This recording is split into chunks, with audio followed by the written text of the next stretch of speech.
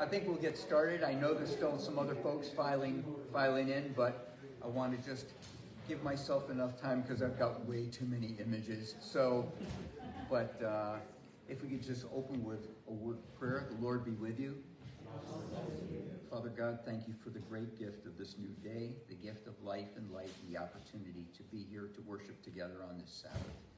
Pray for your blessings on all of our worship and all that we learn from you, from one another. In Jesus' name we pray. Amen. Amen. Thank you so much all for being here. Really appreciate it. This is something that's very, very dear to me. It's just so part of who I am. Most of you know that I'm an artist, and probably most of you know me more as a sculptor than anything else. I can't remember a time in my life where I didn't draw. I mean, I've been drawing as long as I can remember. But I can remember when I first started carving, because it is 40 years ago this year. And it's easy for me to remember that, 1984, because it was the year that our eldest daughter, Gina, was born. And so she just celebrated her birthday yesterday. So birthday celebration and 40 years of carving in stone. I'm going to try to be quick with some of these slides because I want to get to the whole part of the Sacramental Stones, which if you were at the 8 o'clock, you've already used these. They've already been part of your worship. And if you're going to be at the 10:30, we're going to be using them there. And so more will be explained as we go along. I was teaching at a small Christian school in Connecticut, and at the time, the nature of my work was based in large drawings. I mean, these were like 6-foot drawings, and a friend of mine, a colleague, and still a dear friend, said, I don't know, he says, I just think you need a more permanent material to work on. Have you ever considered working in stone? And I thought it was kind of a joke, because of course I said, who do you think I am, Michelangelo? That was my line. And I said, besides that, I mean, technology is moving, in this direction. He goes, that's the point, is, working in stone, working in this ancient media. And so I said, okay, Joe, I'm going to take you at your word. And I did everything wrong. I went out into the New England woods and I got a piece of stone, which is granite, which is much, much too hard. I went to the hardware store and I bought 2 cold chisels, which are much too soft. And I bought a hammer that I think was 4 pounds, and it was much too heavy. And I started carving. Now, I had done a lot of other things before that time. I was 31 at the time. I had worked in drawing. I had worked in sculpture. I had worked in clay. I had done welded steel. I had done lots of painting and printmaking. But carving, a subtractive media, I had never worked in before. And I came out with this head. I came out with this face. So again, no training. It's so funny because that which I teach all the time, every year, here and in Italy, the media that I'm identified, I've never actually taken a formal class in stone carving in that way. Once I had done this, I decided that I probably should learn more about the tools and what to do. And I started doing a series of work, all in abstraction. And in these pieces, I was experimenting with all different kinds of stone. I was working in limestone. This is the first piece that I did in marble, in Carrara marble, which is in my youngest daughter's living room. And one of the things that I found out is when you photograph sculpture, of course, it tends to flatten it. And there's 3 different photographs of the same sculpture, and so you're never really seeing it. And part of the reason you can't see it is because you can't touch it. And one of the things about carving is it's not only a visual media, but a tactile media. And I get to touch it all the time while I'm working on it. And this started to kind of gnaw at me a little bit, that I had this privilege and others didn't have this privilege. Where do you get your stone from? I mean, I get the stone from suppliers. And I also get the stone. The piece on the right is wood because I wanted to have a full carving experience. So I started working in stone and wood. The one on the right is a piece of apple wood that was given to me by a friend from an apple tree he had taken down. The stone on the left is an old cemetery monument. And one of the things I found out is that families kind of trade in sometimes, ancestors' monuments that were in marble and then place a granite monument up. And so what the monument works, what they do with the old stone is they kind of heave it in the back. And so I found out about this, and so I started to get some stones, and so that piece was, and so the idea of repurposing stone is not a new idea. During the Renaissance, the Colosseum in Rome was used essentially as a quarry. And so old marble that had been used in ancient Rome became, guess what, Renaissance marble that sculptors were able to use at that time. So sculptors have been using and reusing stone for a long period. After I had done that series, I started doing a whole series of figurative sculpture.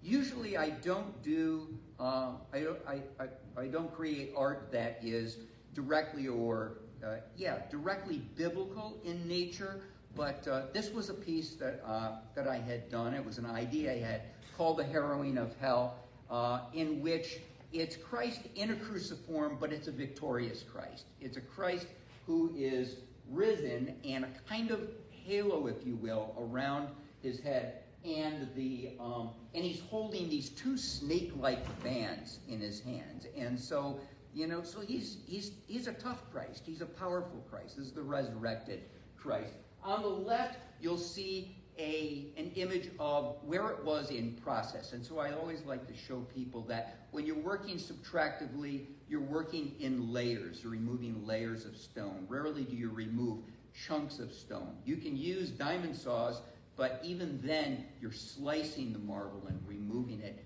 kind of like sliced bread.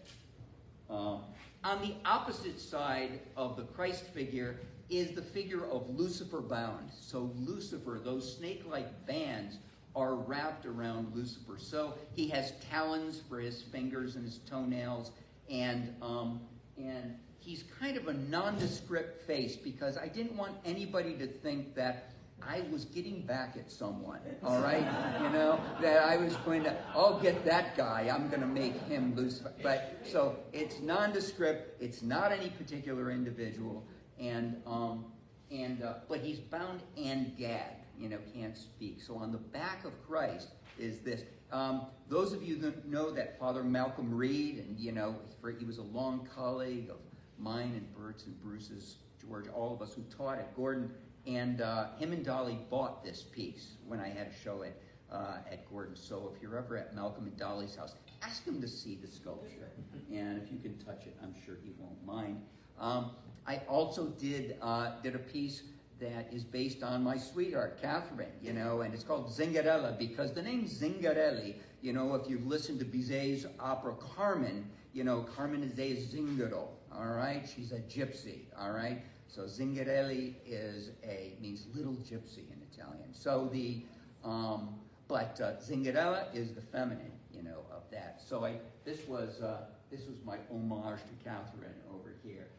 Made out of a piece of limestone. Again, St. John the Divine in New York City, which had started going under, continued construction, which had stopped at World War II. And in the late 80s, early 90s, they started again. And they had a whole load of limestone that were cutoffs, we call them. So this is actually stone that's Indiana limestone that was part of the stone that was used for St. John the Divine in New York City.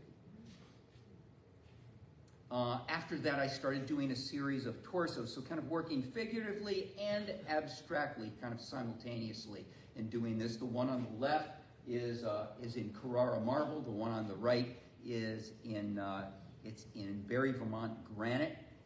Granite is a completely different set of tools. Essentially what you have to do is you have to pulverize the granite. The chisels look like meat tenderizers, and so you're literally kind of grinding away at the granite. Whereas in marble and in limestone, you're using an oblique stroke in order to cut through the stone. So different techniques, and I found this out as I'm working. So the piece on the left was bought by a group of architects down in Watertown, and the piece on the right was bought by the Lepofskys, who, collect art. And when they were living in New Hampshire, they had this gorgeous stairway with these 3 niches, and at the bottom niche was a Picasso. And in the middle niche was Hans Arp, this French modernist. The top niche was my piece. I couldn't believe it. I was showing with my buddies, my heroes, and so it's in their collection. And that's the granite torso. Semaphore, it's like you think of semaphore flags, is that kind of gesture.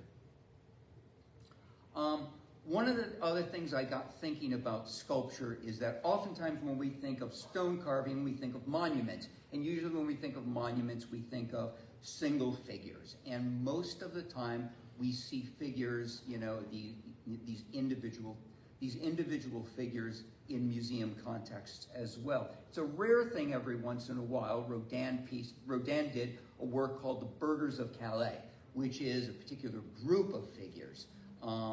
And I got thinking that we all, none of us live alone. We're always in relationship to the other. And that was always very important to me. It continues to be. And so I started to conceive of work that existed as, if you will, a community of sculpture. And I started to create these stone table suites. And in these suites, what I would do is, they could be, the other thing I loved about it, the flexibility of arranging them in any different way. And I could hand them off to a curator and say, you can arrange them however you want. When I had a show, this was at Houghton College, and I arranged them on this granite table with pillows, these small pillows around it, and the students could walk into the gallery and they could then move the sculpture around. Now, there's a risk when you do that.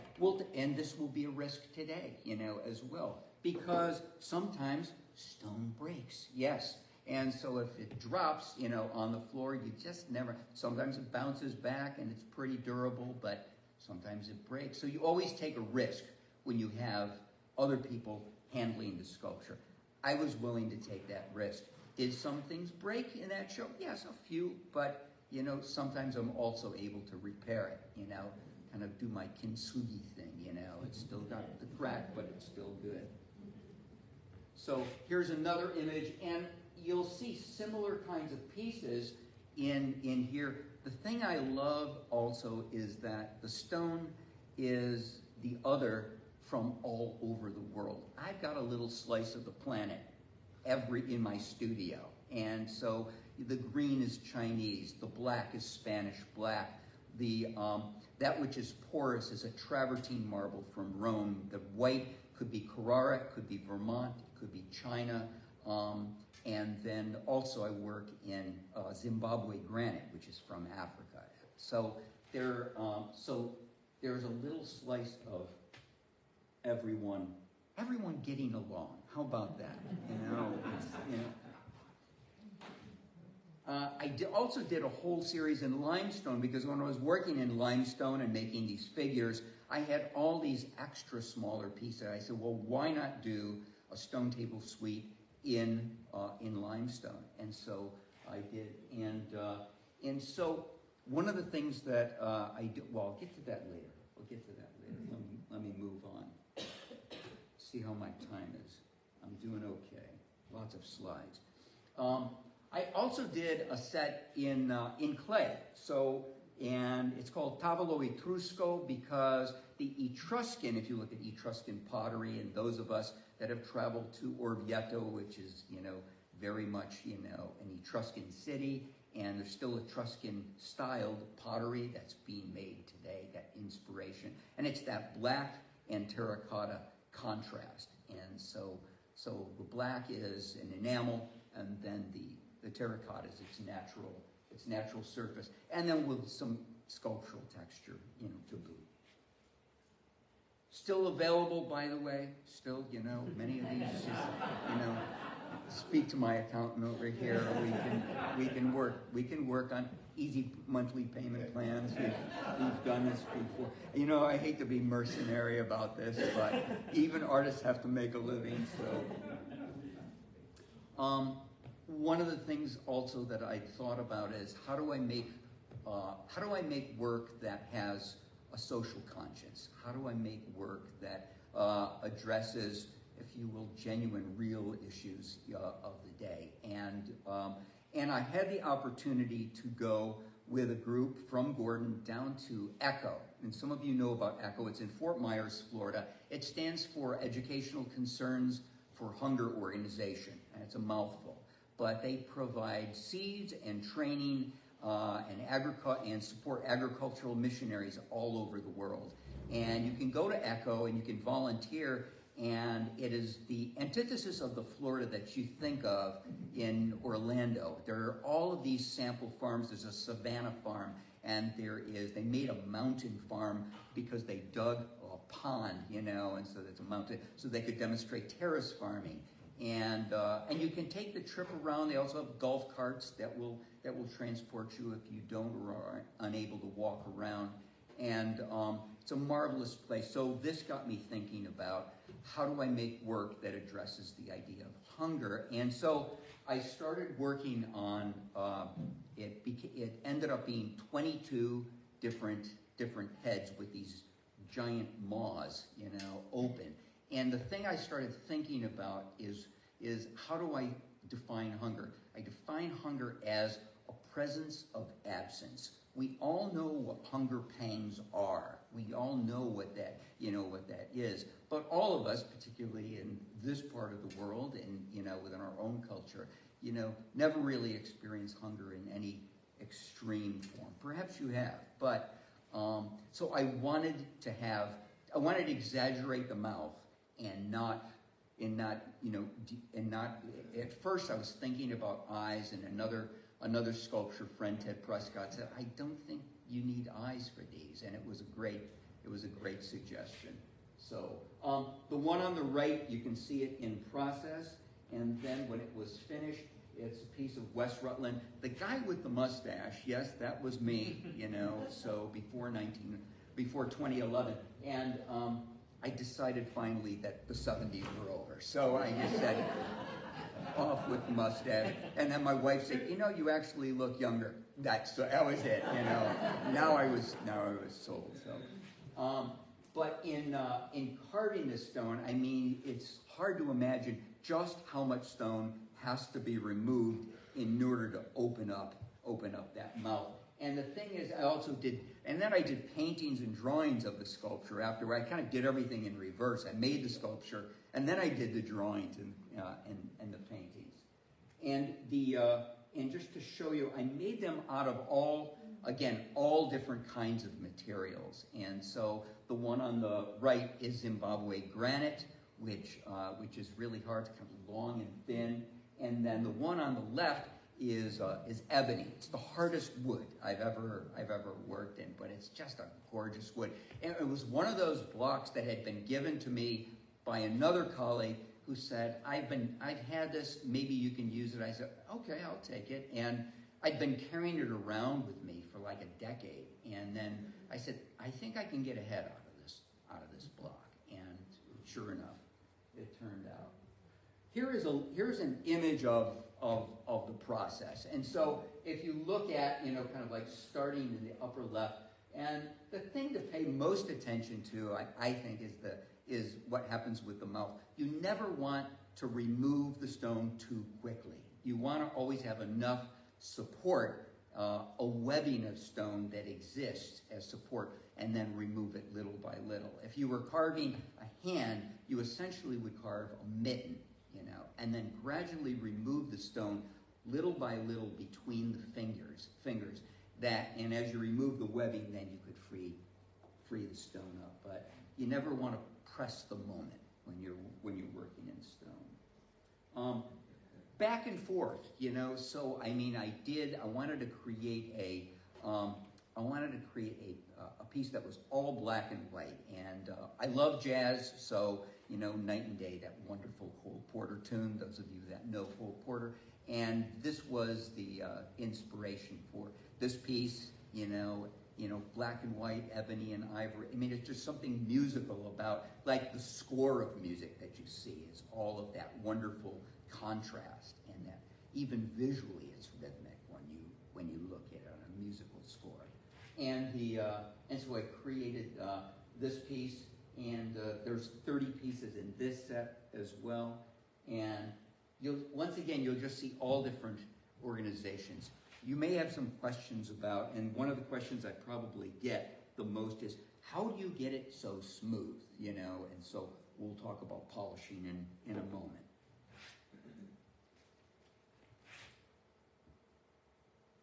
I think that's, there we go. And then here is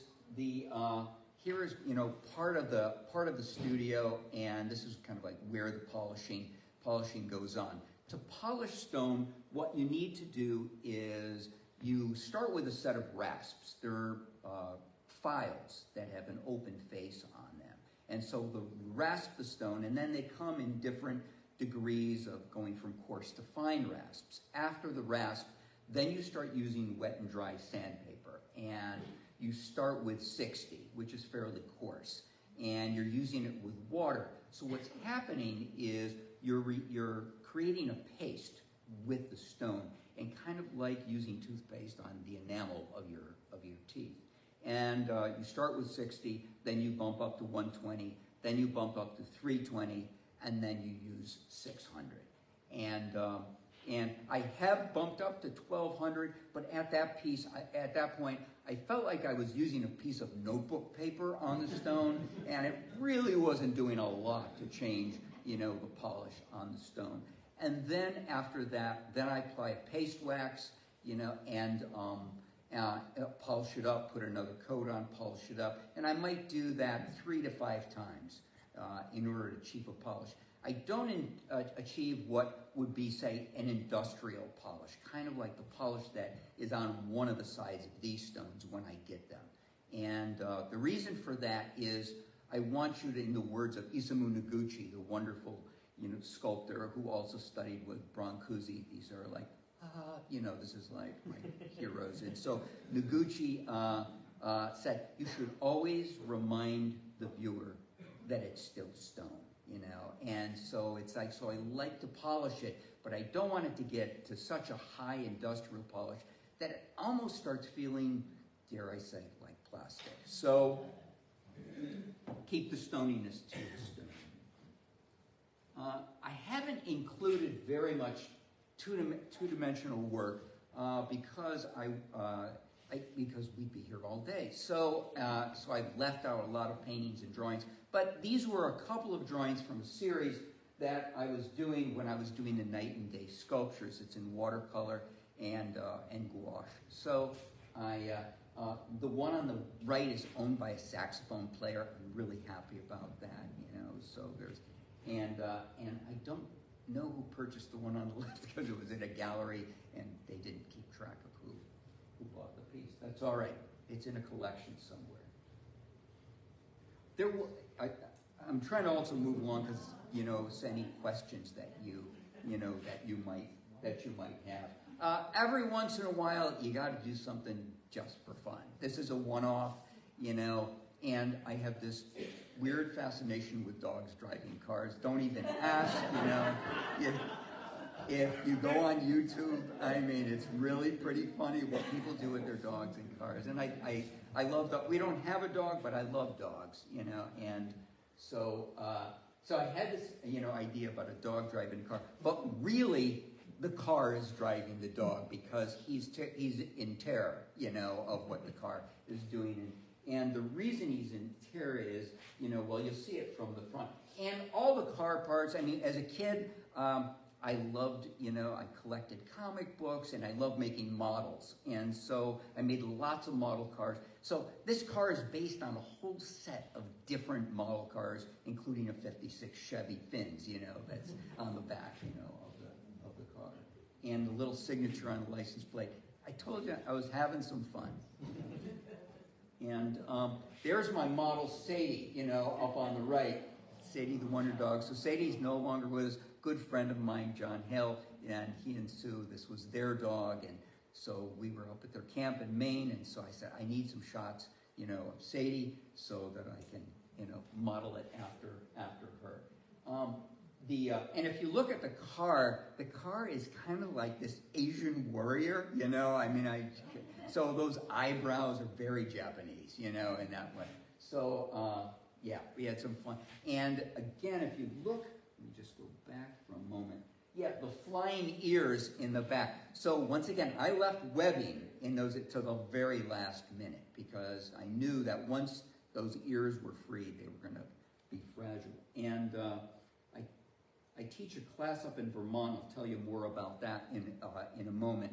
And one of the students in my class was an architect and also a member of the board there. And so she ended up buying. So it was on display for a few years there, and then she took the plunge and bought that piece. I was so happy. Stone Table Suite. As I said earlier, I have not done a lot of work that's directly related to, that which is biblical. Hopefully, indirectly, yes. But I'd wanted to do a work that in which there was a greater engagement on the part of the congregation with stone, and not something permanent, because you do something permanent now. There's a lot of voting that has to go on. I mean, it's, you all know this that have, served on vestries and whatnot. But I wanted to have, something that was made out of a permanent material, but wasn't a permanent part necessarily of the church or the chapel. And I talked to, at that time at Gordon College, Greg Carmer was the chaplain, and we talked about this idea of using stones that could be used in Eucharist or they could be used in prayer. And he had several different ideas. So I got a grant through the college to make these stones that I call sacramental stones. Now, sacramental doesn't mean in any way that they're holy stones. It doesn't mean they're magic stones in any way. Sacrament, in the definition of that word, has everything to do with that which is transformative. It's like what is changed, what is altered, in the experience. And when we think in terms of Eucharist, we don't think that the chalice is any way is magical. We respect the chalice, but there is something transformative that occurs in the mystery of that moment. So that was one of the things I was thinking about. And again, using lots of repurposed stone, and they're all quadrilaterals, all the stones. And the quadrilateral, particularly the trapezoid, is very much a human shape. So if you look, put my legs together, and there is the general abstract shape, if you will, from the breadth of my shoulders down to my feet, that creates a horizontal at my feet and a horizontal at the top of my head. We extend those diagonals up. So therefore, the trapezoid becomes a kind of stand-in. Again, I'm not trying to make a figure out of these, but I am trying to allude to a figure. Does that make sense in that way? And we used them during the day of prayer, and so it was completely voluntary for students to come. And then in that particular service, people would say a prayer for one another, and they would exchange a stone with someone, and then they would turn to another. And we think we did it 3 times, and we exchanged the stones with one another. Now, if you look at this, this is 2004. This is 20 years ago, when this. So, and the stones have been used in other ways, in other services, at other churches. And so, I'm just delighted that Father Patrick said, yes, let's do this here. There we go. This is what they look like as I was cutting them. So what I would do is I would cut them. I would just die grinder to grind the sides.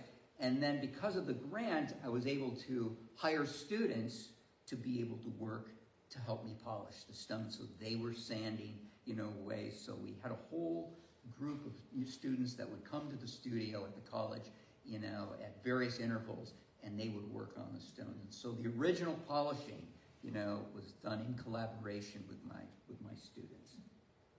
And this is a recent picture, so I've gone back, to the stones. There are 200 plus. When I originally did it, there were 300 stones. So what's happened to the other 100 stones over 20 years? They've been broken, they've been lost, they've been stolen, they have been purchased, but there are still 200 stones that are left. Here's an image that will give you a little bit of the idea of that polishing process. So there's a little tube of polish right there. Any of you know what that is? The brand name Kiwi. Do you know what? Anybody? Shoe polish. There we go. How many people still polish shoes? Is it right there? There you go. Thank you. Somebody still.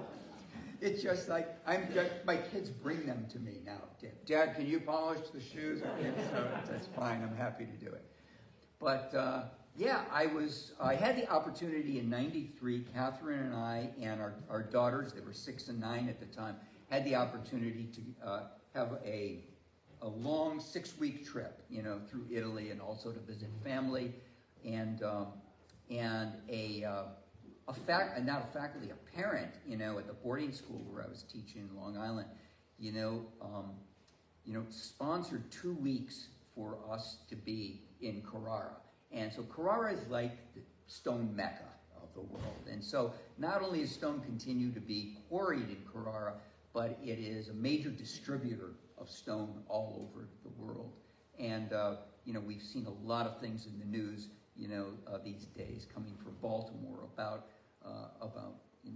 tankers, that are carrying large loads. And this is the way a lot of stone gets transported around the world.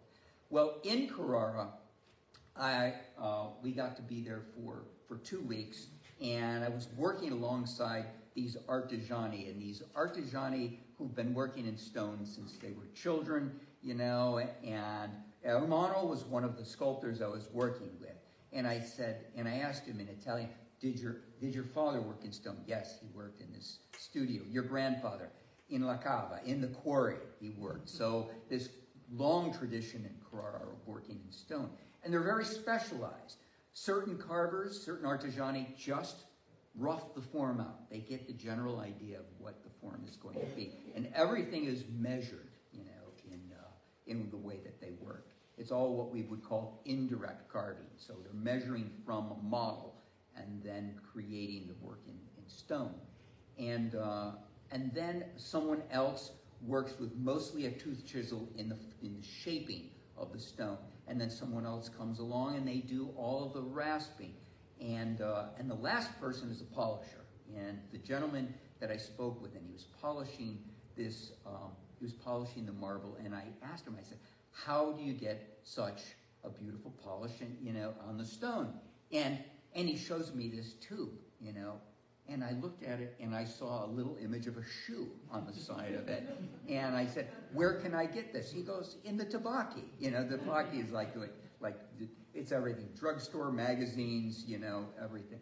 And so I bought like a half a dozen tubes, of this polish. So that's what I use, paste wax. The stone you see on the right, those are some of the broken pieces that I haven't repaired yet. I found them in the bins that I've got. And so and one of the things I'm thinking about, what if I mix some epoxy, and I've done this before, mix epoxy with some stone dust from a different stone. So what if I mix some of the green Chinese, with the white Italian and in the epoxy, and so you'll actually see a kind of a green vein through it. I'm thinking about it. Maybe that's what I'll do. It goes on. These are things that are in my studio now that I'm working on. So new suites that I'm working. There's always new forms. Former colleague Tanya Butler. Some of you know Tanya, and whom we stay in touch with. And I said to Tanya, I don't know, maybe I'm kind of stuck. She goes, no. She goes, you've developed a whole language of shapes. I said, thank you. I really appreciate that confirmation. If you need confirmation, talk to Tanya. She will give it to you. And so it goes on. And I've got a number of issues. So I have basically two different studio spaces. I've got half the basement, which I usually use as a painting studio, but I also polish in that side of the stone. And then the garage is the stone studio. The compressor I keep in the painting studio, and I run the line over to the garage, so that way I don't get a lot of stone dust in the compressor. And so that way we keep it cleaner and it runs stronger that way. So so this is my little hovel over here where I work every day. And now as the weather's getting nicer, I can open the garage door and we can let the chips fly.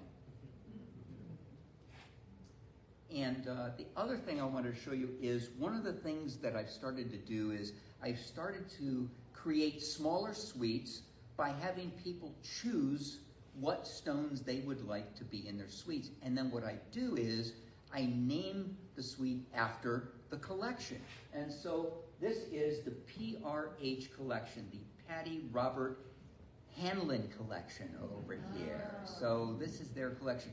And this is, and I asked Patty if it was all right, this is their grandson, you know, who apparently is very careful in how he plays with these. It just it delights me that, you know, here are these little hands moving things along. And my grandson, when he comes in the studio, he does the same thing. And you'll see more images of that momentarily. But so if you're, again, I'm sounding really mercenary, but if you want a suite, come on up to the studio. I'll make the coffee, all right? And you can pick out whatever stones, and then I'll polish them up for you, and we'll all be happy. This is an image of some other repurposed stones. So I teach a class up at the carving studio, which is in Rutland, Vermont. Every summer I'll be teaching there in the second week of June again. And there are all kinds of cutoffs from bigger pieces, you know. And so I see these smaller pieces. So this piece is probably about, I don't know, 12 to 14 inches wide, just to give you an idea. But I look at it and I just see potential in that. I don't see a piece of scrap stone. And you can see some of the shaping that's going on. That's my pneumatic hammer right there next to it, which is like a little jackhammer, and it works marvelously. And this is that stone taking shape in this little cut that's inside it in creating this new. And then the tool on the right is a die grinder with a diamond head on it. And so that's kind of a rotary rasp. So once again, that's a real time saver when I'm working. This is the Hanlon suite over here, and it just gives you an idea of, you know, that they're not very big. They're purposely made for the hand, you know, so that you can pick them up, turn them around, and then place them in whatever way you'd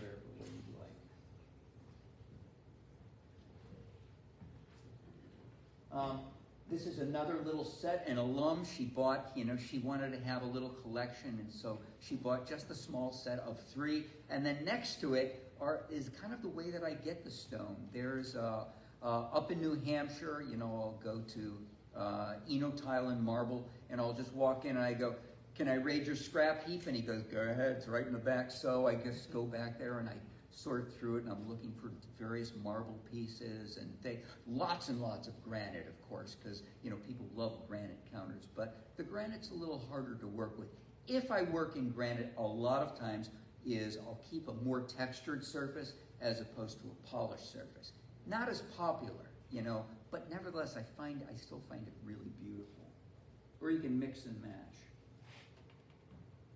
And once again, just to kind of give you, this particular stone is called Persian marble. It comes from Iraq, and it's this beautiful reddish color. It's a little fussy to work with. By fussy, what I mean is brittle. But again, if you're careful with your chisels, and then you start moving into your die grinders, and sometimes the saw, I put it into a wood clamp, and then I'll cut around it, and then I'll start filing around that surface. one of the ways that I begin is I do a lot of drawings in my sketchbook. I've been a sketchbook guy from going back to high school, and I had a great art teacher then, and we were required to keep a sketchbook, and that habit has never left me. You know, high school, all through art school, and throughout my life. I always have a sketchbook with me. If you see me in church and my head is bobbing up and down, you go, look at that, Jim's taking notes. No, he's drawing. Yeah, so sometimes I'm taking notes, but it actually helps keep my attention actually on what's being said. So I could still tell you the sermon, you know, after that, or at least the gist of it. And there wasn't a meeting during my college career that I didn't have a sketchbook in my hand. So, and a sketchbook is a way of saying what if, you know, what if I cut it this way? What if I leave this? What if I incise these lines into it? What are different ways? And so I'll just go from, you know, and I'm a lefty, and so usually I start on the right-hand side, draw, and then make the next row and go. So, but these are very much sculptor drawings, you know, over here. So trying to determine what might be the shape. A lot of times I go into the studio without an image. I'll have done a lot of drawing, but I'll want to find out what the stone wants to be. That sounds a little strange perhaps, but when I first started carving, and there was no internet, and I was asking around, and somebody said to me, you need to talk to Paul Paris. We were in Connecticut at the time. Paul and his wife, they lived in Farmington. I went to visit him. He was very helpful and patient with me. And one of the things he said, you know, is that I always say, you know, Paul, he was this old sculptor, you know, that I went to visit. You know, probably my age now, you know. And so Paul said to me, he goes, Jim, you have to become friends with the stone because you're going to spend an awful lot of time together, you know? And I thought that was just great advice. And he also said, he says, carving is like enthusiasm with a long wick. I thought that was another great phrase. So I've taken those phrases and I've passed them on to my students, you know, as well. But it certainly is a lot like that. This one's a little more unusual. So most countertops and sinks and tiles are slab stone. And they're usually, you know, anywheres from 1/2 inch to 3/4 of an inch, sometimes an inch wide. So this is a pretty good demonstration, you know, of that. This one's a little bit thinner. And so one of the things, and having seen some Noguchi sculpture in which he slotted the stone, and so this is a slotted sculpture. It comes in 2 pieces and it slots and it knits together. And I would like to do more of this, you know, kind of thing. So stay tuned on that one as well. This I like because it shows you the stone in the clamp on the left. That's the diamond saw right there. The diamond saw I used you can see my little red line, and then I cut into the stone in order to find that shape. And you can see it was just this filthy little piece, you know, of stone lying in the mud, you know. But, you know, you spit on it, you rub it, and you go, ooh, that's kind of a nice color. I think maybe I can use that. I've never found another piece of stone like this. And that's, on the right is, you know, once it's been polished, you can see the sandpaper lying all around it. So here's another advertising, you know, little piece. Are you interested in stone carving? Do you want to come take stone carving? Come on up to Vermont, you know. I'm teaching a class, 2nd week of June. And not only me, but all through the summer and fall at the carving studio in Rutt. It's on the site of the old Vermont Marble Company. And there's stone carving, there's metal working, there's clay, there's letter carving in slate. There's all different kinds of classes to take. And Carol Driscoll, the director, has just done a marvelous job building this program up. And I've had students from the ages of 15, you know, almost 80, you know, come up, never having picked up a chisel, never having worked in stone. And over the course of that week, and I always say, you know, we'll get you at least 75% there. And some students take that as a challenge. And that challenge is, okay, Zingarelli, I'm going to prove you. I'm going to get this done. And so some of them have gotten it all the way up to a polish in that week. But that's the exception to the rule. So here's another image, and there's just stone sculpture everywhere, dotting all over. And it's on, guess what? Marble Street in West Rutland. So I'm going to zip through a few of these here just to show you some different, So this is green jasper over here on the left and Carrara marble together.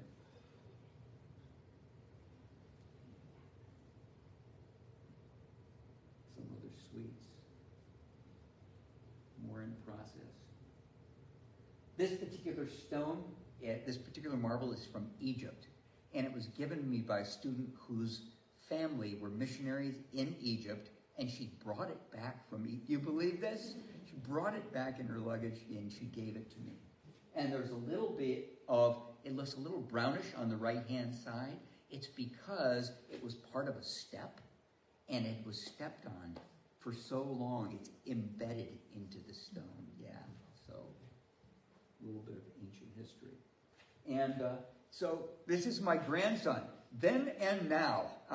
So it was when we figured it was about 6 or 7 on the left, and this is a couple years ago when he was 15. So he's an amazing cross-country runner. He's a giant compared to me, and so we got to watch him run when we were in Idaho, and he won the race when we were there. So we do this also. There's my granddaughter, so we bring them to museums and galleries to draw. They always have a sketchbook, and they know if they put art supplies on their Christmas list, they will get them. That will happen. And this is my youngest grandson, who is just turned 5. And so we go outside and we play stone quarry with the old Tonka trucks, over here. So train up a child. There you go. All right, whirlwind. But we got time for questions, right? Hooray. Very good. Jean.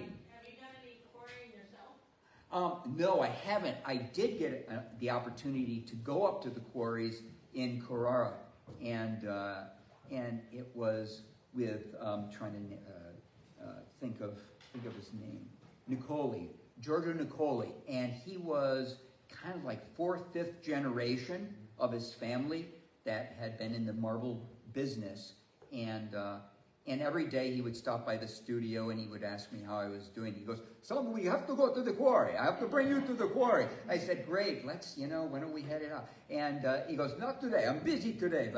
And each time he'd stop, and I said, "Yeah." I said, "You think we can head up to the quarry?" And he goes, "No, too busy today. Domani." Oh, it's always domani, tomorrow, right? So, and he stops by the studio. I said, "Giorgio, this is my last day. Come, we go to the quarry." So we hop in his truck, and he is just buzzing, around, and it's just the cutest road through the quarry, and I'm looking down like this, but he's pretty sure, and he's pointing out all these different things about the quarry and about stone that had been carved, ancient Roman, part of an ancient Roman column that's embedded into the side of the hill. And he said they would have Anglo-Saxon slaves chained, a chain gang, if you will, and they would work and they would just keep turning it and turning it and turning it to create these columns. But going up to the quarry, it was a marvelous experience just to see, these large diamond cords that they slice through the stone, and then they come off and bam in these sheets, and then they truck it down the road. It's really amazing. No, I haven't done any quarrying myself. Bruce? Z, I don't think I can say a lot, but I want to say that since I first met you, and this is now like almost 30 years ago, I think it was close to 30 years ago, I've been so moved by the fact that you've given yourself to this process. And I remember when you were first joining the faculty at Gordon, you were invited to give a little talk at the president's house. It was a dinner, and you stood up, and one of the first things you said has never left me, and I've quoted you 100 times on this. You said, "My life's ambition as an artist is to make something such that 2,500 years from now, someone will pick up a fragment of it and say, this was made by a human hand. And I'm still so moved by that, and the fact that these stones are hand-sized, and you're allowing us to use them as a form of worship is just really, it just moves me deeply. I'm so grateful for you and for the love that you poured into these little pieces of rock. It's unbelievable. Thanks, brother. Appreciate that. Thank you. Yes? I apologize if you said this in the first 15 minutes because we were late. That's okay. I was curious, like, when did you first realize, ooh, sculpture is how I want to do art? I mean, I realize you paint as well, but like, Yeah. when was sculpture? Yeah. I had mentioned that a friend of mine had recommended, to me that I should carve in stone, which I kind of thought was a joke, and then I took him seriously at it. And one of the things I didn't say that I'll say now is when I was carving that first head, without any training, the wrong tools, a too heavy stone, I said, I'm home. I really felt that way. I mean, I'd never felt that way about any material, before. I always, like I said, I love printmaking and I've done etching and, and painting.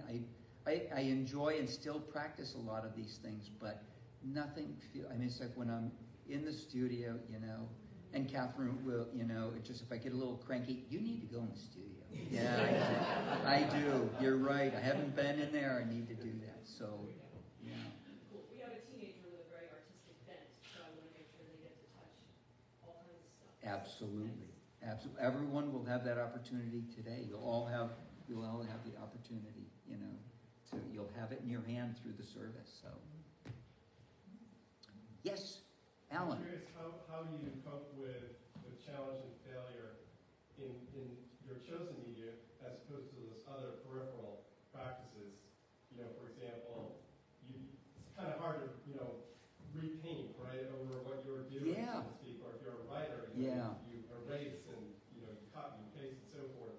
But it seems to me if you are too aggressive, and you've gone too far on a piece, it's like, oops. Yeah. So can you talk a little bit about Sure. the process and how you It's deal with failure? it's a great question. And so there's two brief, hopefully, stories, about that. One of the phrases that I've also kept in mind is sometimes the stone knows better than the sculptor. That my intention was, I was working on another seated female figure, around the time I was working on Zingarelli, and I still have this figure, and it's called Cleopatra's footstool. And so her leg is crossed, and there's a little footstool that's kind of animated, kind of like the footstool is coming up to her toe, but the toe is separated from the footstool. And originally, I conceived of, she was sitting there, one hand on one knee and the other hand on her side. And I'm working on this piece of limestone, and again, there was no clue. Sometimes you hear there's a dull thud in the stone, and you know that there's a problem. Or you see a particular vein, and it said that could be a problem because something could break off the vein. But there was no clue. And as I'm working on it, and it was click, and the arm, bam, broke off. I mean, it just broke off completely. And so, after I threw my hammer down, I went upstairs, made a cup of coffee, and came back with a sketchbook and said, okay, what can I do? And here's another phrase, which is oftentimes, there's more stone there than you think is there. And so I started to reconceive of that arm. Instead of that arm being extended out, I was able to put the arm next to the body and the hand curved over the seat, on that. And if you look at the sculpture, you'd never know there was another arm there, at one point. So sometimes you have to reconfigure things. So that's one story. Another story is where, something goes, tragically wrong. And it happened early on. It was probably the third piece. And I was working on a piece of, this was Massachusetts, Western Mass redstone, that I was working on, which is a sandstone. And I was working on a head, and I had about 9 hours invested into it. And so, I had kind of like the eyes indicated, and I had where the nose was, and I'm working on it. And it's like this is just the classic stone carving mistake. I broke the nose off. That was, I mean, it's just, right, isn't that just the joke? Oh, you know, you break the nose. So I broke the nose off, and and there was no way. There was nothing else I could do. It was just, that was kind of like the end of that piece, you know. So either that or it had to be something completely different, because there wasn't enough stone there, unless I made it really smaller, a much smaller head. At that point, I said, you know what, this stone probably isn't as strong, as tight, we talk about in terms of, you know, the marble, the stone, wasn't as tight, and so I abandoned that. And, but I kept the broken nose. I still have it in my studio. And the reason I kept it is because it was like, imagine this is the nose. I said, you know, this is never a reason to stop doing what you're supposed to be doing. So if there's failure, it doesn't mean there's ultimate failure. There's failure, and I learned something. And now let's move on. So, and I always kept it in my office, you know, so whenever I had a student coming in with their head slumped down low, and I said, here you go. There's never a reason to stop doing what you're supposed to be doing. I think we've got time for maybe another one or two. Yes, Robert. Well, I want to say that as I was looking at the photographs of your 200 little pieces, all kind of the same size, and as Tanya said, for a language that repeats, and so they start to look a little bit alike. They're very similar shapes, but when the slide came up of our collection of our 8 stones, I knew immediately that those were my 8 stones. Yes. And that they were all unique, and that they were, as you said, like little figures. And I'm just thinking of the other 200 here. I assume that they're also that unique, each one of them. They and are. If you spend time with them, you Yeah. find them that way. Yeah. Thanks. In fact, that's a great concluding question, and also a great transition as those of us that are going over to the service, because as you walk in, you'll get your bulletin, and either, depending on which entrance you use, either Catherine and I will hand you a stone. And also to let you know, again, this sounds awfully mercenary, but in the Preston Cutler room, you know, during our coffee hour, there'll be a table set up with all the stones on them, and you can purchase any one of the stones, or multiples if you like, and half, 50% of the purchase will go to Christ Church and its programs and ministries. And so, and again, you might say, but you're letting them go, but I can always make more. So I'm not worried about that. I'd much rather see them have a life of their own, as Robert has mentioned, let them have a life of their own somewhere else.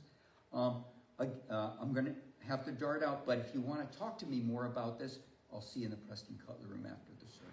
Thank you all.